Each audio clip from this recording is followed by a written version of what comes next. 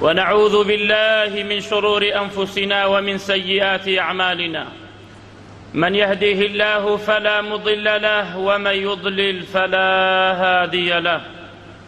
وأشهد أن لا إله إلا الله وحده لا شريك له، إلها واحدا فردا صمدا الذي لم يتخذ صاحبة ولا ولدا. وأشهد أن محمدا عبده ورسوله وخيرته من خلقه وخليله، بلغ الرسالة وأدى الأمانة ونصح الأمة. يا أيها الذين آمنوا اتقوا الله حق تقاته ولا تموتن إلا وأنتم مسلمون. يا أيها الناس اتقوا ربكم الذي خلقكم من نفس واحدة وخلق منها زوجها وبث منهما رجالا كثيرا ونساء، واتقوا الله الذي تساءلون به والأرحام إن الله كان عليكم رقيبا. أما بعد، فإن أصدق الحديث كتاب الله، وخير الهدي هدي محمد صلى الله عليه وعلى آله وصحبه وسلم، وشر الأمور محدثاتها، وكل محدثة بدعة، وكل بدعة ضلالة، وكل ضلالة في النار. ثم أما بعد، خۆشەویستان و مسلمانان، کارێوا بکەین لەم مانگە پیرۆزەدا، لەم مانگە شەریفەدا کارێوا بکەین نەک لە دوایدا پەشیمانی بێنین، نەک کاتێ مردن یەقەمانی گرت بڵێین ڕەبی لەولا ئەخەرتەنی ئیلا ئەجەل قەریب لأصدقن وأكن من الصالحين. نڵێین قال رب ارجعون لعلي أعمل صالحا فيما تركت. لو كاتب بڵێین خوایە گیان مەجالمان بدە، بەس ئەم جارە بگەڕێینەوە دنیا، ئەهەد بێ لە پیاو چاکانە بم، ئەهەد بێ خێر و چاکە بکەم، ئەهەد بێ لە تاعەتی تۆیا بم. ولن يؤخر الله نفسا إذا جاء أجلها. بەڵام خوای پەروەردگار تاخیری ناکات. ئەجەل کاتی هات بۆ نەفسێک هیچ تاخیری ناکات، هیچ مەجالت ناداتێ. فەئەلەم مانگە موبارەکەدا وا دووکوتی مانگی ڕەمەضان خواحافیزی لێمان کرد و ڕۆیشت، فرسەتێکە و لە دەستمان ئەڕوا، لە دوای جەژنە ئەڵێن ئەح خۆزگا وامان بکردایە، خۆزگا زیاتر بوەستایمانایە بە پاوە، خۆزگا زیاتر تونیمان بوایە، خۆزگا زیاتر دوعامان بکردایە. بەڵام وەکو باسمان کردووە پیاوچاکان هێشتانە 6 مانگی مابوو بۆ مانگی ڕەمەضان، ئەیانوت یا ڕەبی خوایە بمانگەیەنی پێی. ئەمجا کە 6 مانگ لە دوای مانگی ڕەمەضان دوعای ئەوەیان نەکرد خوایە لێمانی قبول بکەی، چونکە ئەگەر لەم مانگەدا خوای پەروەردگار عیبادەتت لێ قبول بکا وەکو مانگەکانی تر نییە، وەکو مانگەکانی تر نییە. هەوڵ بدەین دوعا زۆر بکەین. پێغەمبەر عەلەیهی الصەلاة وەسەلام فەرمێت الدعاء هو العبادة. دعاء خوي عبادته، دعاء كردن عبادته. ثم قرأ وقال ربكم ادعوني أستجب لكم. خوای پەروەردگار فەرموویەتی لێم بپارڕێنەوە جوابتانە دەمەوە. إن الذين يستكبرون عن عبادتي، نەیفەرموو عن دعائي، واتە الدعاء عبادته، سيدخلون جهنم داخرين. ئەو کەسانەی کە دوعا ناکەن، کە لە خوا ناپارڕێنەوە، ئەوە بە سەرشۆڕی و زەلیلی ئەچنە جەهەنەمەوە. شجاع کەسێ بپارڕێتەوە و دوعا بکات لە غەیری خوا، ئەوە زیاتر بە زەلیلی ئەچێتە جەهەنەمەوە. بۆیە ئەفەرمێت من لم يسأل الله يغضب عليه. هەر کەسێ نەپارڕێتەوە لە خوای گەورە و میهرەبان، خوای گەورە و میهرەبان غەزەبی لێگرێت. هەمی ئەوەت نەبێ خوا دوعات لێ قبوڵەکە یا قبوڵی ناکا، هەر لەبەرەوەی خوا غەزەبت لێ نەگرێت، داوا لە خوا بکە، بپارڕێرەوە لە خوا، خۆت زەلیل کە بۆ خوا، وەکو چۆن عەبدێک لە ناو بەحرێکە لەبان پارچەدارێکە مەوجی بەحر بێت چۆن هاوارەکە یا ڕەب یا ڕەب، ئاوا خۆت زەلیلی بنوێنە، شەوان بپارڕێرەوە لە خوای پەروەردگار، لح بکە لە دوعاکانت، چونکە خوای پەروەردگار ئەو عەبدەی خۆشەوێ کە لحەکە لە دوعایە. وەکو مناڵێ چۆن داوای پارە لە باوکی بکە نایداتێ چۆن نەگیرە و لحی لێکە، ئاوا زیاتر لە خوای پەروەردگار بکە، لح بکە لە خوای گەورە و میهرەبان. وەکو ئیمامی عومەرە فەرمێت رضي الله عنه إني لا أحمل هم الإجابة. من همي أوم نية دعام لي قبول بيانا، همي أوم آية دعاء كميانا كدعام كد إجابة خوي لقلياتا، بويا إجابة لقلياتا. ليس شيء أكرم على الله من الدعاء. هیچ شتێک وەکو دوعا بەڕێز نییە لە لای خوای گەورە و میهرەبان. زەلیلی خۆتە نوێنی، داوای لێبوردنەکەی لە خوای گەورە و میهرەبان، ئەزانی هەر خوای گەورە و میهرەبان سەیدتە، خالقتە، رازقتە، ئیلاهی حەقتە. ليس شيء أكرم على الله من الدعاء. وقال صلى الله عليه وسلم: ما من مسلم يدعو بدعوة ليس فيها إثم ولا قطيعة رحم إلا أعطاه الله بها إحدى ثلاث: إما أن يعجل له دعوته، وإما أن يدخرها له في الآخرة، وإما أن يصرف عنه من السوء مثلها. قالوا: إذا نكثر؟ قال: الله أكثر. هیچ عبدێک نییە کاتێ دوعا بکا و بپارێتەوە لە خوای پەروەردگار، بەڵام ئیثمی تیا نەبێ، دوعاکە لەعنەتی تیا نەبێ، دوعای شەڕ نەبێت و قەتیعەی ڕەحمی تیا نەبێت، ئیلا خوای پەروەردگار جواب دەداتەوە بە سێ مەرحەلە. یەکەم یا لە دنیادا جوابت ئەداتەوە، دووهەم یا ئەوەتە بەڵام موسیبەتێکت لەسەر لا ئەبا، سێهەم یا ئەوەتە لە قیامەت خوای پەروەردگار ئەو دوعایە و ئەو عیبادەتت ئەداتەوە خاتە سەر میزانی حەسەناتت. جاوتیان ئەی پێغەمبەری خوا ئیذەن نوکسیر، کەوابوو با دوعا زۆر بکەی، فەرمووی الله ئەکثەر، تۆ چەندێ دوعا بکەی خوای پەروەردگار ئەجر و پاداشتی گەلێ زۆرترە، ئەجر و پاداشت هەرەداتەوە. وقال: إن الله حي كريم يستحي إذا رفع الرجل إليه يديه أن يردهما صفرا خائبتين. خوای گەورە و میهرەبان زۆر بەخشندەیە، زۆر بە حەیایە خوای گەورە و میهرەبان. شەرمەکە خوای گەورە و میهرەبان لەو عەبدەی کە هەردوو دەستی بەرزەکاتەوە بۆ لای و کە بیگەڕێنێتەوە بە بەتاڵی. خدا شەرمەکە ئەو عەبدەی کە دەست بەرزەکاتەوە بۆ لای خدا، بەڵام خۆی بپارێزێت لە مەوانعی دوعا، ئەوانەی کە مەنعیەکە لە دوعا. ئەفەرمێ خوای پەروەردگار شەرمەکە لەو عەبدە کەوا دەستی بە بەتاڵی بگەڕێنێتەوە. بۆیە تەحاجەتی النار والجەنە، ئاگری جەهەنەم، دائیمەن هەوڵی ئەوە بدەین خوایە بمان پارێزی لە ئاگری جەهەنەم. ئەمە دوعاکانمان بێت، یا ڕەبی خودایە شادمان بکەی بەو جەنەتە، ئەمە دوعاکانمان بێت. بۆیە جەهەنەم و جەنەت بوو بە مناقەشەیە. جەهەنەم وتی بۆچی ئیلا ئینسانی تەکەبور و فیزل دێتە ناو منەوە، جەنەتش وتی یا ڕەبی خوایە بۆچی ئینسانی ضەعیف و لاواز فەقیرەکان زەلیلەکان دێنە ناو منەوە. خوای پەروەردگار فەرمووی: للجنة أنت رحمتي أرحم بك من أشاء من عبادي. أي جنة تور رحمتي مني، رحم لهني عبد كانم أكمو أتخمناوي توه، وأترحمة كم لو عبدانا كداخلي توبن أي جنة خوت ريكك إلى الرحمة كاني مني. يا ربي خويا لو رحمة ما يسمع لك يا رب العالمين. وقال للنار: أنت عذابي أعذب بك من أشاء من عبادي. بأقرش فرمو تو عذابي مني، هەندێ لە عەبدەکانی خۆم کە خۆم ویستم لێتی کە کە لە ڕقن کە تەکەبورن کە خۆیان زەلیل ناکەن بۆ خوا، بە زەلیلی ئەیان خەمە ناو تۆوە. وأنت عذابي تو عذابي مني ولكل واحدة منكما ملؤها. بەڵام هەردووکتان وعدە هەردووکتان پڕ بکەم لە مەخلوقات، وعدم داوە هەردووکتان پڕ بکەم لە مەخلوقات. فأما النار فلا تمتلئ، بەڵام ئاگری جەهەنەم پڕ نابێت. ويوم نقول لجهنم هل امتلأت فتقول هل من مزيد. أما النار فلا تمتلئ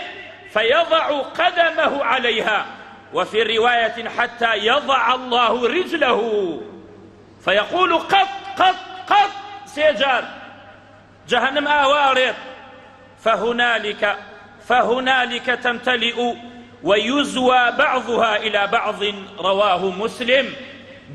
بەڵام ئاگر جەهەنەم پڕ نابێت هەتا خوای گەورە و میهرەبان پای مبارەکی ئەخاتە ناو جەهەنەم. ئەوە نەیەتە عەقڵتانە بڵێن خوای پەروەردگار چۆن قاچەکاتە ناو جەهەنەم،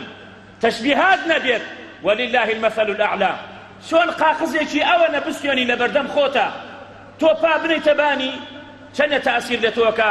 ئەوە تەسەور ناکرێ بەرامبەر خوای پەروەردگار، زۆر ئەولاترە. خوای گەورە و میهرەبان بڵێ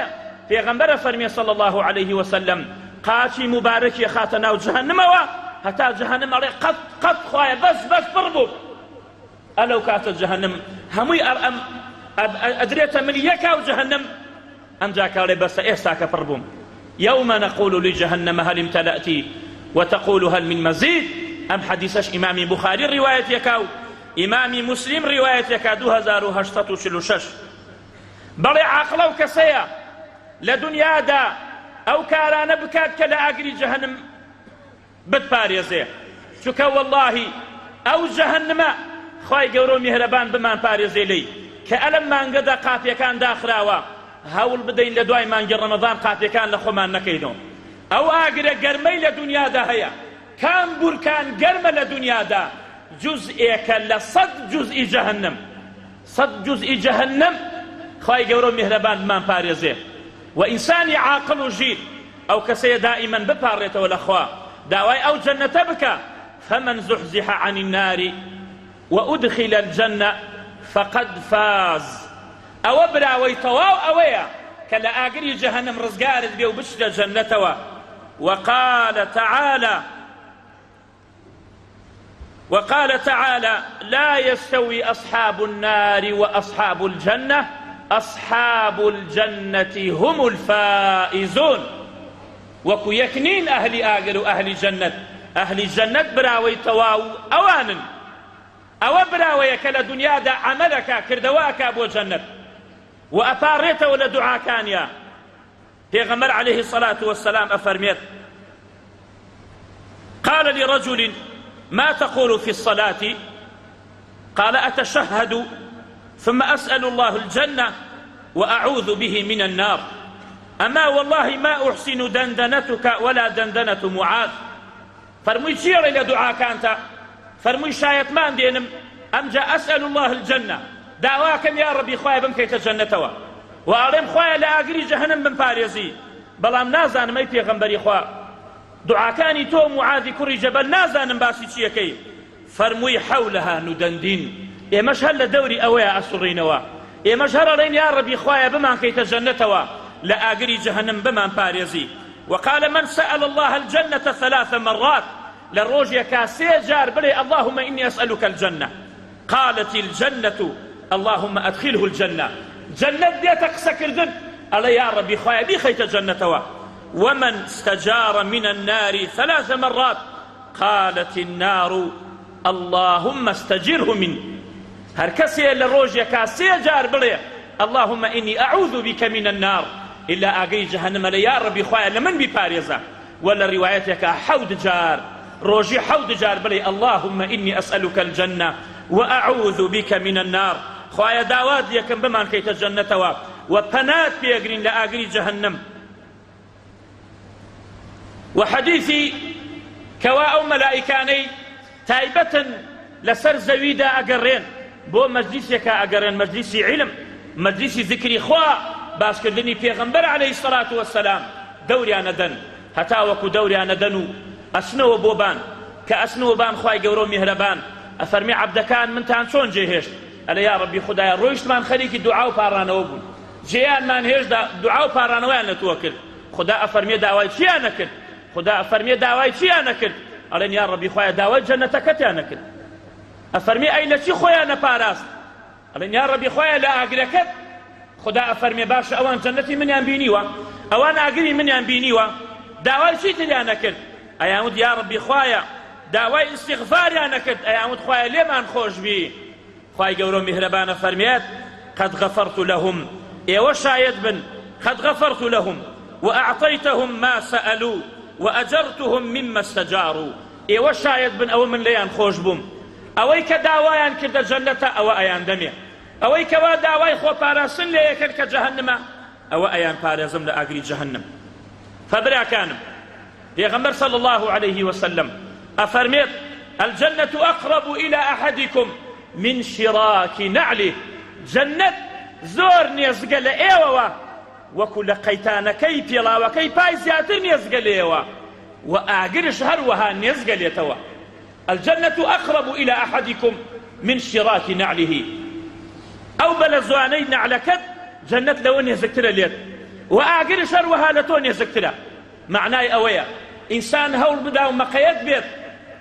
مقيد بي أو كردوانا بكا كبرو جنتي أبا خوي بباريزي لأقري جهنم لو كردوا ناشرينانا وزور دعاء بكا وبباريتوا. معناه أويا پێغەمبەر عەلەیهی الصەلاة وەسسەلام ئەفەرمێ پیاوێکە بوو ڕۆژێکیان بە سەحرایە ڕێیە کرد زۆر توونی بوو بیرێکی بینی چووە خوارەوە ناو بیرەکە ئاوی دەرکرد بخۆ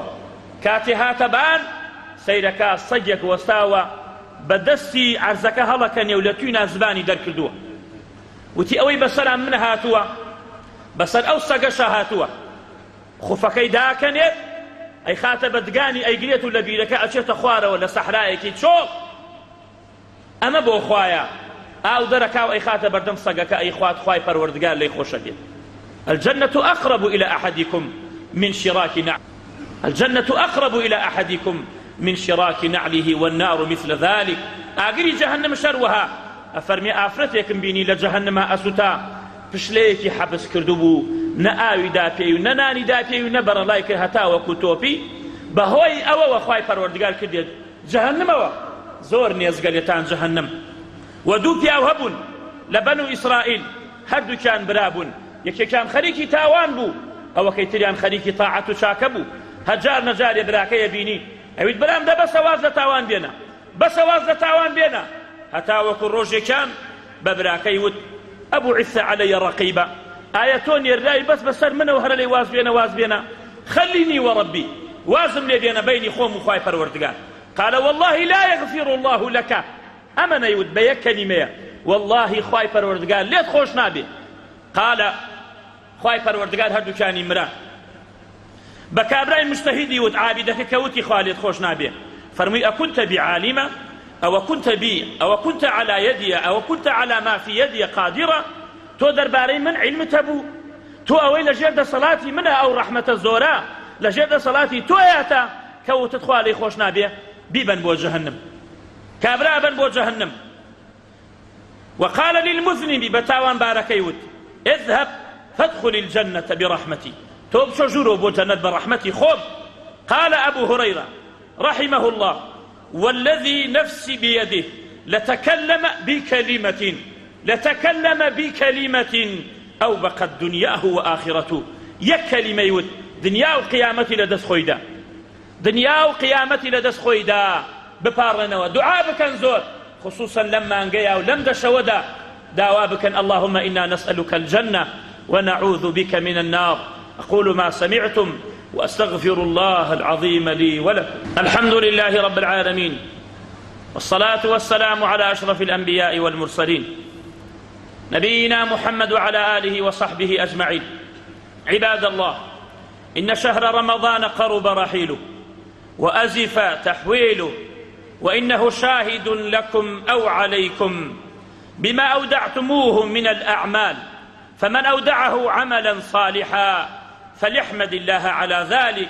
وليبشر بحسن الثواب فإن الله لا يضيع أجر من أحسن عملا ومن أودعه عملا سيئا فليتب إلى ربه توبة نصوحا فإن الله يتوب على من تاب قال تعالى وأن استغفروا ربكم ثم توبوا إليه يمتعكم متاعا حسنا وقال تعالى توبوا إلى الله جميعا أيها المؤمنون لعلكم تفلحون وقال تعالى يا أيها الذين آمنوا توبوا إلى الله توبة نصوحا عسى ربكم أن يغفر لكم إن الله يحب التوابين ويحب المتطهرين إنساني مسلمان إنساني عاصي أيوك سيكوا باكثنيا أيوك سيكوا لرحمتي خوا مستغنيت أقل لما أنقى توبة نكي كي توبة أكي أقل لما أنقى عقل بيانكي لشكاتيك بيايكي أقل لما أنقى نقريتو بولاي خالقك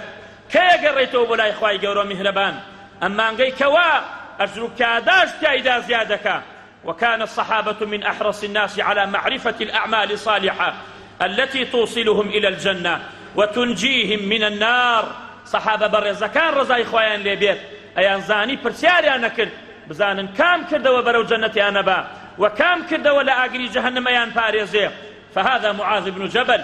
يقول يا رسول الله أخبرني بعمل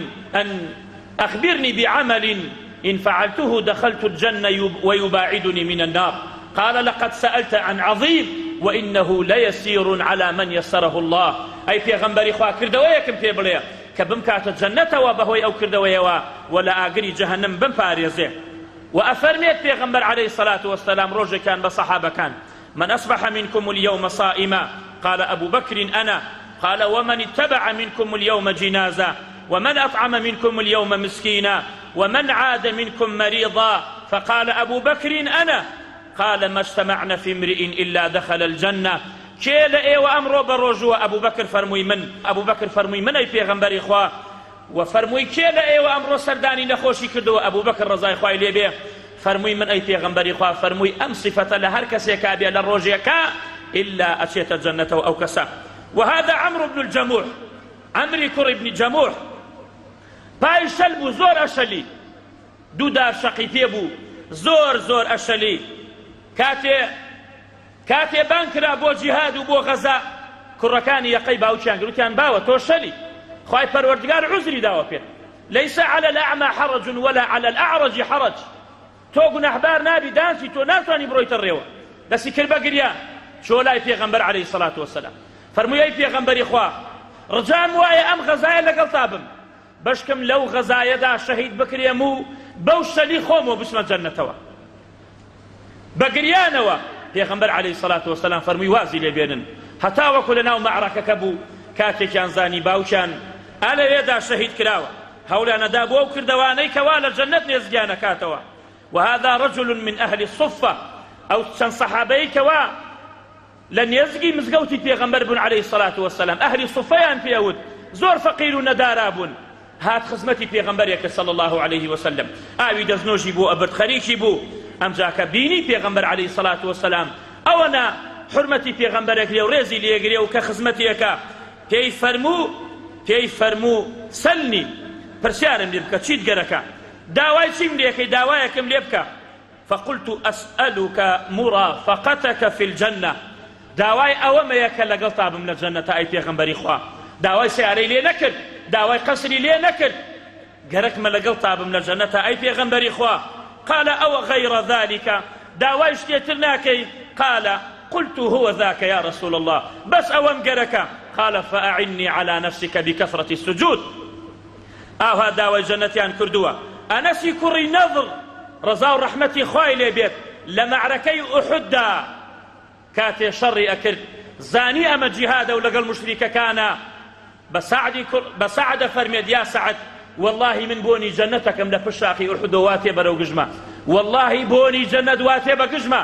ئەفەرمێ ڕۆیشت چەند مشریکەکانی کوشت ئەمجا کە دوایی کە بینیمانەوە جەنازەکەی 86 شمشێری لێ درابوو ئیلا خۆشتەکەی هات بە نیشانەیەک لە پای دۆزیەوە ڕەزا و ڕەحمەتی خوای لێ بێت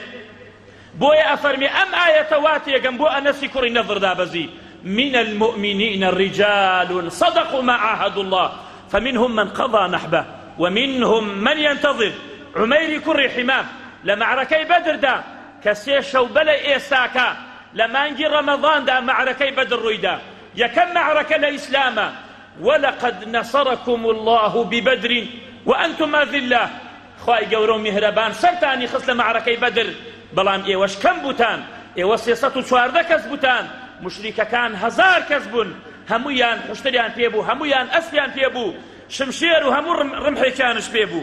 أفرميت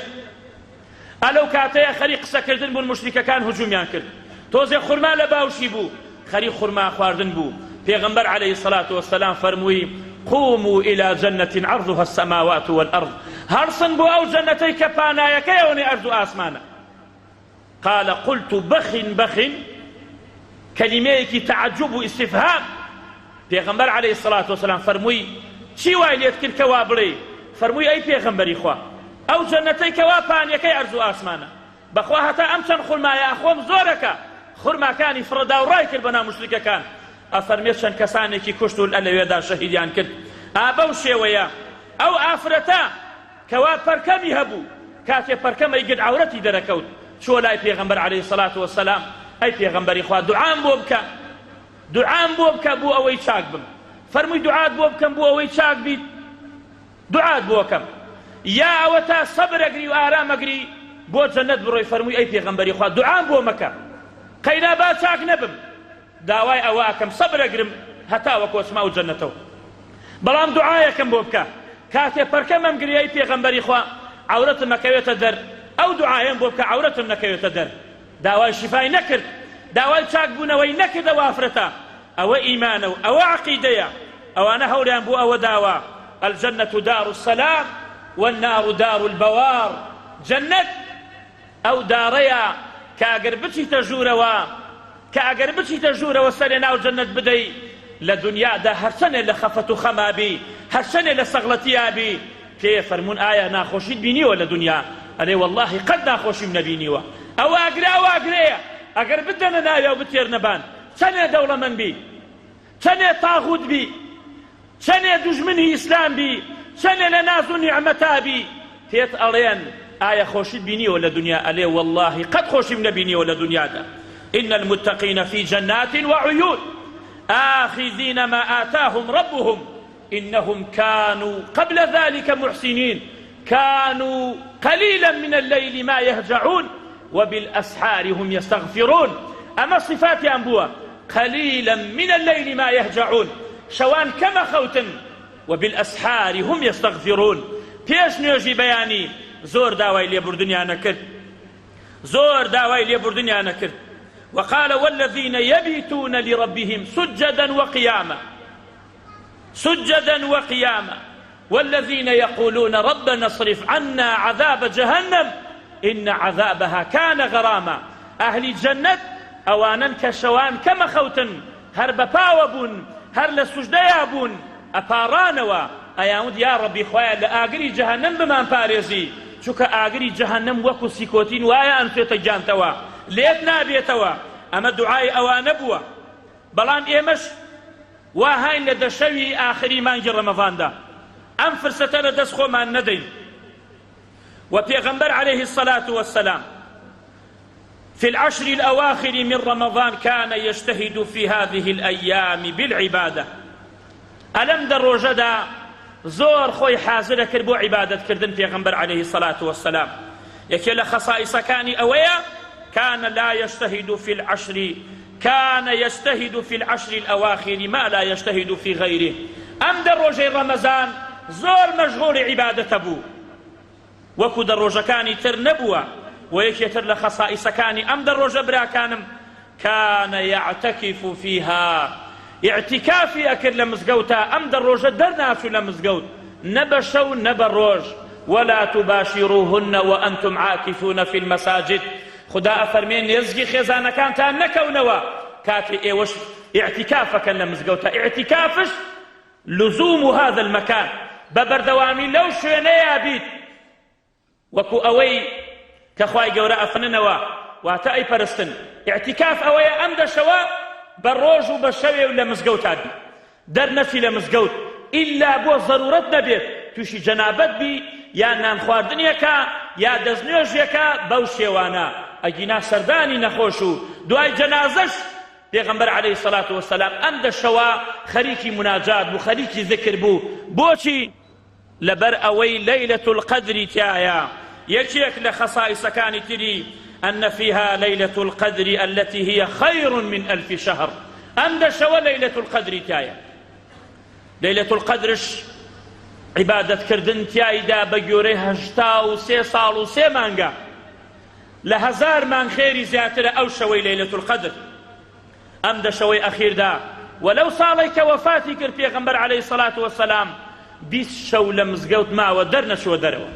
20 شو لمزقوت ما ودرنا شو دروا فهوري أو بدن بتوانن أمد الرجاء بيقوزنوا فرستيك ألم دا شو دا خواي قورو مهربان أجر پاداشتی زوری دانا و بو او کسانی كوالم دشوا عبادتكن قال صلى الله عليه وسلم من قام ليلة القدر إيمانا واحتسابا غفر له ما تقدم من ذنبه وما تأخر هر كسي شوي ليلة القدر هل بسير بإيمانوا بشاوري أجر پاداشتوا أو غفر له ما تقدم من ذنبه هستاواني هي بلو ساكر ديتي خواي پروردگار لي خوش بيت فضل أم شوانا أن الله أنزل فيها القرآن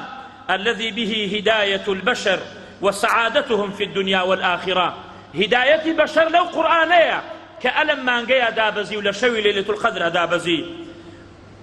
دهم ما يدل عليه الاستفهام من التفخيم والتعظيم في قوله تعالى وما أدراك ما ليلة القدر إنا أنزلناه في ليلة القدر وما أدراك ما ليلة القدر توشو زاني ليلة القدر أجر پاداشی شن يزور أي پیغمبري خوا أمجاك فرمي ليلة القدر خير من 1000 شهر سهم أنها خير من 1000 شهر شوارم أن الملائكة تتنزل فيها هاتشم ملائكة هي داء بزية سرزوي أو شوا رحمة داء أقرن بزي داء أقرن فيها يفرق كل أمر حكيم ألم دا شودا خواي پروردگار جياني تازا بملائكة كان لي أمصالا فلاني كري فلان جنتية فلاني كري فلان أتشيبو حج فلاني كري فلان أونا رزقي هيا فلاني كري فلان أونا لدرد بلا دورا أم دا شوا أو تقسيمات أكريت هول بدن لم دا شوا دعاء بكنو ببارينوا بشكم بختور بي بشكم رزق الزور بي بشكم دور بي لبلا ومصيبت بشكم لأهل الجنة بي بشكم لوانا بي كخدايا فارزي لجهنم تنجمين أنها سلام لكثرة السلامة فيها أو شو سلام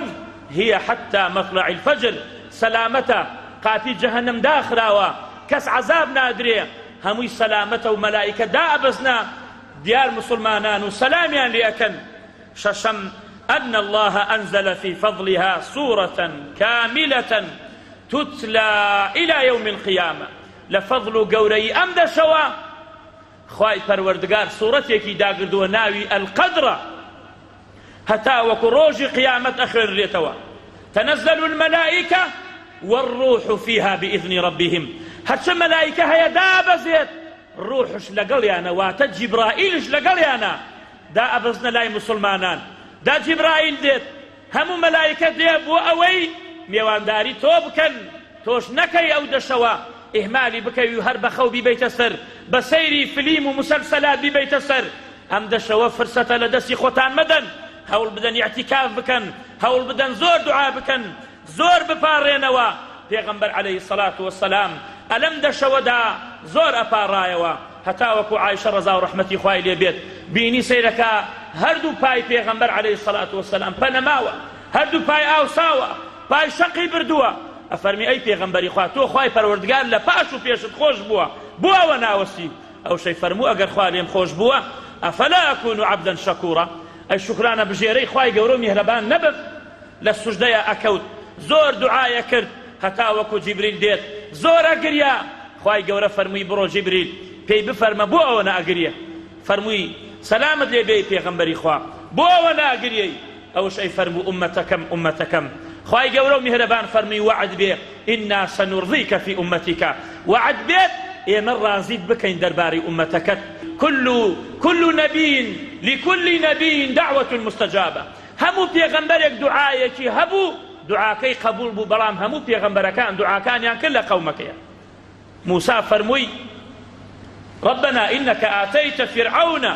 وملأه زينة وأموالا في الحياة الدنيا ربنا اطمس على أموالهم واشدد على قلوبهم فلا يؤمنوا حتى يروا العذاب وقال نوح ربي لا تذر على الأرض من الكافرين ديارا همو پیغمبران دعایان کردووە وأفرمي إني اختبأت دعوتي إلى يوم القيامة من دعاكم نكر لأمتكم هلم قر دعاكم بروج قيامت فهي نائلة إن شاء الله من مات من أمتي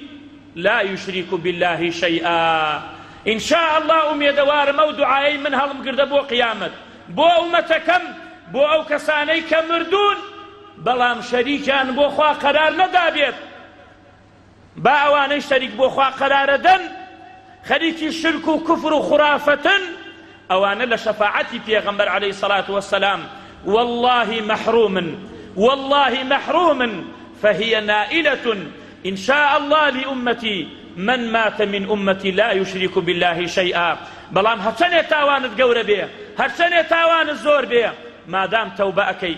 أقريتو بلاي خواي پروردگار قافي توبة قراوية براكان قافي توبة دان آخريت همو من توبة بكين بلاي خواي قورو مهربان بلين يا ربي خدايا لتفارين وبنا وجوانا كانت بصفات برزة كانت يا ربي خدايا داوي جنة ليكي يا ربي خدايا بفضل وإحسان وهدايته ورحمتي خوت بما كيت أو جنته يا رب العالمين. يا ربي خدايا لا أقري جهنم بمان فارزي. يا ربي خدايا دمشاومان وجانمان لا أقري جهنم بفارزي. يا ربي خدايا بيني إيمة وأقري جهنم خندق مان بولي بدي يا رب العالمين. يا ربي خدايا شفاين خوشكان مان بدي. يا ربي خدايا رحم لمردوكان مان بكي. يا ربي خدايا أواني سر للشواون خواي هدايتي عم بدي. يا ربي خدايا ولاتك كمان سلامت بكي لهمو فتنيك وآجاويك ولقل همو ولاتي مسلماناني ترى يا رب العالمين. يا ربي خدايا عبادتك كان مان يقبل كي. يا ربي خدايا نيدي بدا مشاو مانا للروجي قيامتا خوايا رحم لدايكو باوكان مان بكي خوايا قنجكان مان هداية بدي فيركان مان آخر خير بكي آخر قسمان لدنيا دا درسين يا رب العالمين. لا إله إلا الله بيت يا حي يا قيوم آمين والحمد لله رب العالمين. إن الله يأمر بالعدل والإحسان وإيتاء ذي القربى وينهى عن الفحشاء والمنكر والبغي يعظكم لعلكم تذكرون. قوموا إلى صلاتكم يرحمكم الله. يا أيها الذين آمنوا إذا نودي للصلاة من يوم الجمعة فاسعوا